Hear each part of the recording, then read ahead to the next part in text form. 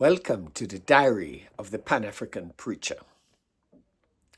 The one who fetches the water is the first to feel the weight of the calabash. So says an African proverb. As a Pan-African preacher, I am compelled to speak truth to power, mainly when that power acts in the name of people of African descent without their consent.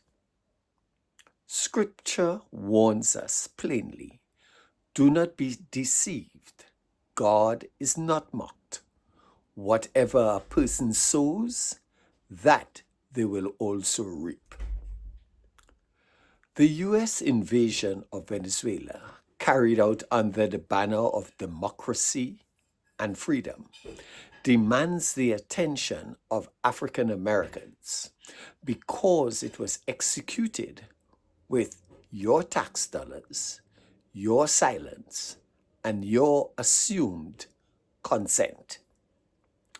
The question before us is urgent. Do African Americans understand what has been done in their name and what harvest this sowing will bring in the decades ahead? Venezuela is not an abstract foreign policy issue.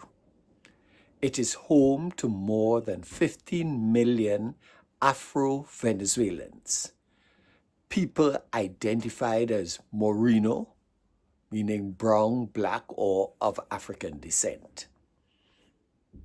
When the U.S. launched a military attack that led to the arrest of President Nicolas Maduro and the killing of over 100 people in Caracas, Afro-descendant communities experienced it not as liberation, but as racialized violence.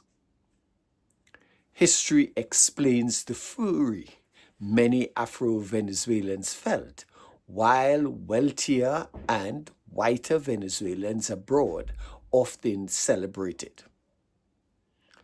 You see, race and class determine whose lives are sacrificed at the altar of empire.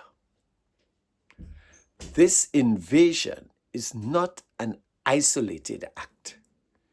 It is the continuation of U.S. colonization and global imperialism. The same system that has long extracted resources, crushed self-determination, and rewritten morality to justify domination. The United States has now demonstrated that it believes it can seize any leader, anywhere, at any time, disregarding its own constitution and international law. When a nation sows lawlessness abroad, it will reap repression at home. God's law is clear. Violence begets violence. This should resonate deeply with African Americans. Venezuela once supported African liberation movements and Black American causes, yet that solidarity has been erased from public memory. The divide cuts deep within Black communities, and I should say Black U.S.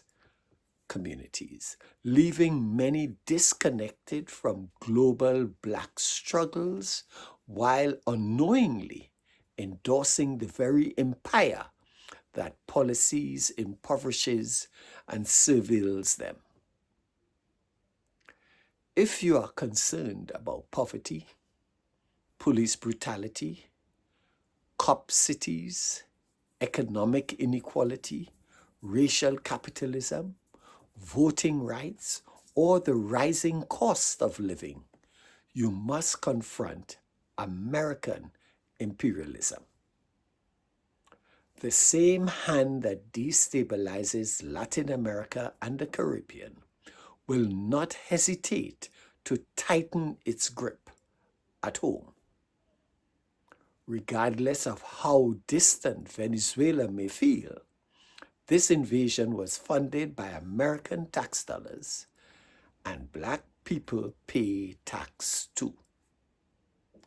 What is sown in our name abroad will be reaped in our neighborhoods tomorrow. The question is not if, but when. Ashe.